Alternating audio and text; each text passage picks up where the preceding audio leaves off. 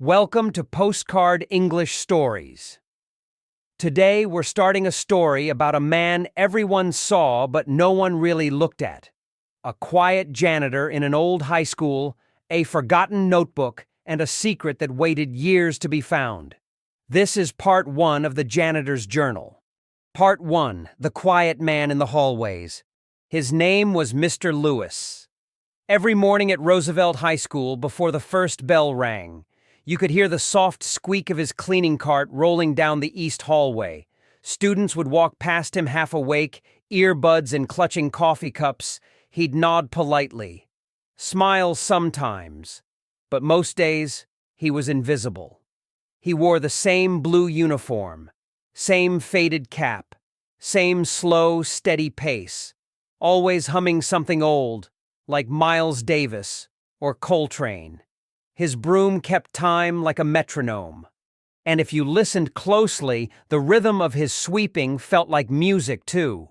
To most people, Mr. Lewis was just the janitor. To some students, he was a background character, a blur, a man with keys and gloves and quiet eyes, but that's only because no one ever asked what he did when the halls were empty. Emma Harper was a junior bookish introverted and always early for class. She liked the library, kept her headphones off, and noticed things most people missed. One morning she arrived before sunrise. A storm had knocked out the power the night before, and the building still smelled like wet paper and cold coffee. As she walked past the old music room, she saw a light flickering from inside. Curious, she peeked through the half-open door. There he was, Mr. Lewis, sitting at the teacher's desk. No mop, no broom, just a small notebook in his hand and a pencil dancing between his fingers. He didn't see her. He was writing, then pausing, staring out the window like searching for a missing word, then writing again, line after line. Emma stepped back, not wanting to interrupt, but what she saw stayed with her all day. Later that week, she passed by the same room. The light was off. Mr. Lewis was gone, but something caught her eye, a black notebook sitting on the windowsill. No name on the cover, just the letter L. She picked it up, half expecting maintenance logs or supply lists, but inside were poems. Dozens of them, neatly written, raw, beautiful. Some were about time, some about loss. One was titled, "To the Boy Who Died Without Goodbye." Her fingers trembled as she turned each page. Who was this man? That night she copied one poem Still Water Sings and posted it anonymously on Reddit.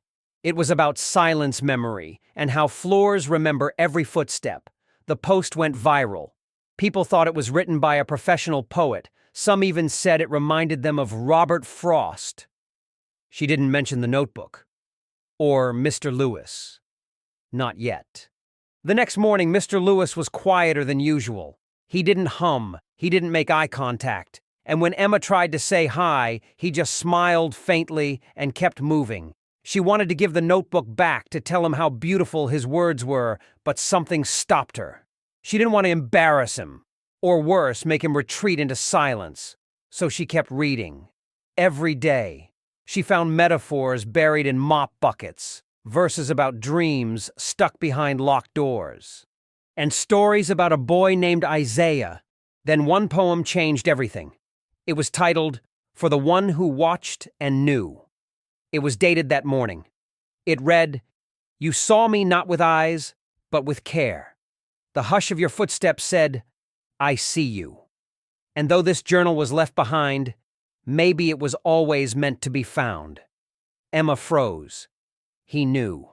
Part 2, The Name Behind the Letter L. Emma didn't sleep that night. She kept reading that one line. Maybe it was always meant to be found. She reread it like a secret whispered just for her. He knew she had the notebook. He knew. And somehow, he wasn't angry. The next morning, she walked into school with it pressed tightly to her chest. Her heart beat louder than the morning announcements. She spotted him near the gym cleaning up after an early basketball practice. "Mr. Lewis," she said quietly. He turned surprised but not startled. He looked at the notebook in her hands, then back at her. Their eyes met, and for a long second, no one said a word. Then he smiled, a real smile this time. "Did you like them?" he asked softly. Emma nodded. "They were incredible." Mr. Lewis looked down, a little embarrassed. "I never meant for anyone to read them, but I guess life finds its way." They sat on the gym bench. For the first time, Emma saw him not as the janitor, but as a person, a poet, a man with a story. He told her about how he used to write when he was young. Wrote every day, he said. Used to get little poems published in college journals. Thought I'd teach literature someday. "What happened?" she asked. He paused. "My son, Isaiah. He was 8. Silence filled the space like fog. He had a heart condition. We spent more time in hospitals than at home. After he passed, I stopped writing. For a long time, Emma didn't speak. She didn't need to. But the floors here," he said, tapping the gym tiles, "they echo when it's quiet. The halls hum when no one's around. So one night I started again. Just a few lines." He glanced at the notebook, then a few more. "The words helped me remember, helped me breathe." Emma finally asked the question that had been pressing at her chest since she found the poems. "Why didn't you ever publish them?" He chuckled. "Because I thought people only wanted polished stories, not real ones. And let's be honest, who reads a janitor's poems?" "I do," she said. That afternoon, Emma made a decision. Without telling Mr. Lewis, she submitted one of his poems, Still Water Sings, to the National Young Voices Anthology. She marked the author as L. Lewis School Staff. No bio, no background, just the words. Weeks passed. Spring arrived, and with it news. An email, a phone call, and an envelope stamped with gold. Emma rushed to the janitor's closet. "Mr. Lewis," she said breathlessly, "they published it. Your poem, it's in the anthology, and they want to invite you to the reading in D.C. He stared at her, stunned, then laughed. A full, deep laugh that echoed down the hallway. "I haven't been on a stage in 30 years, he said. "And even then, I only went to watch." "Well," Emma said, smiling, "it's time people watched you." But the biggest surprise hadn't come yet, because when the school found out, they didn't just applaud, they did something more. They cleared a bulletin board in the front lobby, took down outdated announcements and old soccer photos, and pinned up a single sign. The words of Mr. Lewis, a poet in the hallways. Each week a new poem would be posted, handwritten, signed only. Part 3. The stage he never asked for. Mr. Lewis hadn't traveled far from home in years, but there he was standing at Gate 12 holding a plane ticket with his name on it and a folder marked Reading Copy. Emma stood beside him, more excited than he was. "It's just a reading," he kept saying, "a few people in folding chairs, clapping politely." She grinned. "You have no idea, do you?" The National Young Voices Anthology event was held at a university theater in Washington, D.C. Hundreds of people, spotlights, microphones, and on the program, printed in bold, was a name no one had seen in literary circles for decades. L. Lewis, featured poet. When he stepped onto the stage, the room went still. He looked small under the lights, nervous, quiet. But then he opened the folder, took a breath, and read. Still water sings even if no one listens. Hallways remember what voices forget. A mop is just a broom with patience, and sometimes grief wears work boots. Each word landed soft as snowfall. By the time he finished, the audience was standing, not clapping politely, but cheering, phones recorded. Tears flowed. Mr. Lewis didn't bow. He simply looked out at the crowd, eyes misty, and whispered into the mic, "Thank you for seeing me." Later that evening at the reception, editors and professors swarmed him. One said, "Where have you been hiding?" Another asked, "Do you have a manuscript?" Emma watched it all with quiet pride. For once, Mr. Lewis wasn't the man behind the mop. He was the man in the spotlight. Back at school, something shifted. Students who once passed him without a glance now said, "Hi." Teachers asked for copies of his work. One day a boy from the football team tapped him on the shoulder and said, "Mr. Lewis, I read your poem in class." My dad cried, and Emma. She kept collecting his words.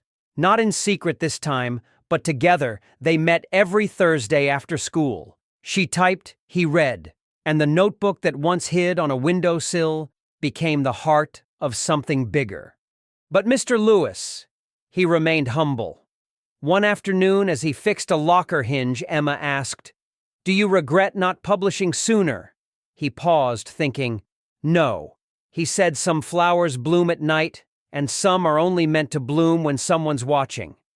Part 4. The Girl Who Watched. Emma never planned to be a writer.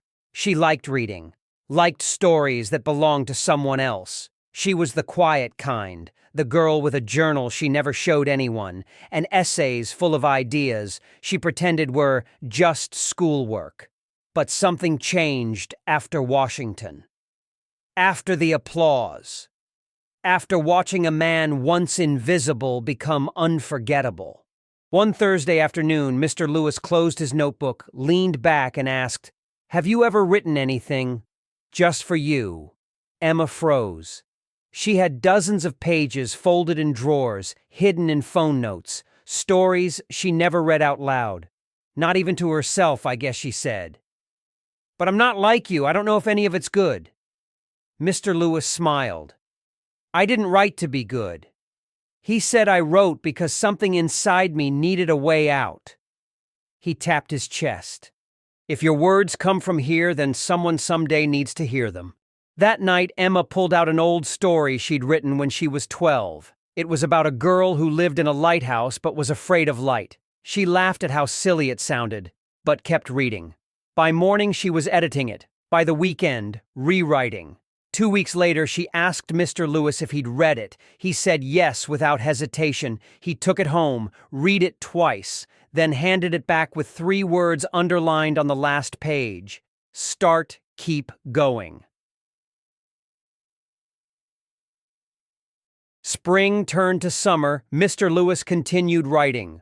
More of his poems were published online. A small press offered to print a collection, but he stayed at Roosevelt High, sweeping floors, fixing lockers, humming jazz. Emma, meanwhile, started something new. She launched a blog called The Girl Who Watched. Her first post, a story about the janitor who taught her how to listen to the world and to herself. It went viral. Suddenly, messages poured in. Teenagers who never felt seen. Teachers who'd once dreamed of writing people who said, "This reminded me of someone I forgot to thank." And among those comments, one simply read, "Thank you for telling his story. He helped me pick up a pen again. I.L. Isaac Lewis." Mr. Lewis's estranged brother, Emma, showed him the comment one day printed out. He stared at it for a long time, then quietly folded it and put it in his shirt pocket. "Maybe words really do bring people back," he said. One afternoon near the end of summer, Emma asked, "Do you ever wonder why I found that notebook?" Mr. Lewis chuckled. "I used to think it was luck, but now, I think it's because you were meant to write the rest of the story." She looked confused. He placed the now worn black notebook in her hands. "I've said what I needed to say. The next chapter is yours." Part 5. The Last Poem. Wasn't his of series. The Janitor's Journal. Final part years past. Roosevelt High still had its creaky lockers, drafty windows, and early morning chatter. But something had changed. On the lobby wall where the announcement board used to be hung, a glass frame, inside it, a single page. Yellowed, handwritten, faded. It was the first poem Mr. Lewis ever shared. Still Water Sings. Students still paused there. Some took pictures. Others just stood in silence, not always knowing why. But the story behind it lived on. Emma Harper was no longer a student. She was 23. And that story, the one she once shared on a blog called The Girl Who Watched, had become her first published book, The Janitor's Journal. It opened with his poems, then her own writing, and ended with a dedication to the one who swept the dust off my voice. The book caught fire online. Book clubs picked it up. Teachers taught it in class. One even sent her a message. Your story helped my student find her words again. She now writes poetry every morning. Emma smiled. That's exactly how it started after all. But what moved her most was the day she walked into a small public library in a sleepy town just outside D.C. There in the corner of the poetry section sat an old man in a blue cap reading her book. He didn't notice her walk in, but she didn't interrupt. She just watched, like she always did. Mr. Lewis eventually retired, quietly, without a party, without fanfare, but not without legacy. The school created a small creative writing scholarship in his name. Each year, one student someone often overlooked would receive it, and every winner got a copy of his original journal, reprinted in a soft leather cover. Inside the front page were 3 simple words printed in gold. Start, keep going. Now Emma speaks at schools. She reads her own work, but she always ends with one of his. Sometimes she closes with still water, sings other times, to the boy who died without goodbye. And once on the anniversary of her first blog post, she read a new poem, one she wrote. It was titled, The Last Poem Wasn't His. He swept the halls and I swept pages. He hid in corners and I found voices. His broom wrote silence. His words broke it. And when he gave me his notebook, he wasn't giving me poems. He was giving me permission to write, to speak, to live out loud. And that is the end of the Janitor's Journal. A story about words, silence, and the people we often overlook who carry the most beautiful things to say. Thank you for listening. Whether you stayed for one part or all 5, your time means everything to us. If this story moved, inspired you, or simply made you pause for a moment, please consider subscribing to Postcard English Stories. This channel is built on small stories with big hearts, and you're part of that now. Until next time, keep noticing the quiet ones and keep writing your own story.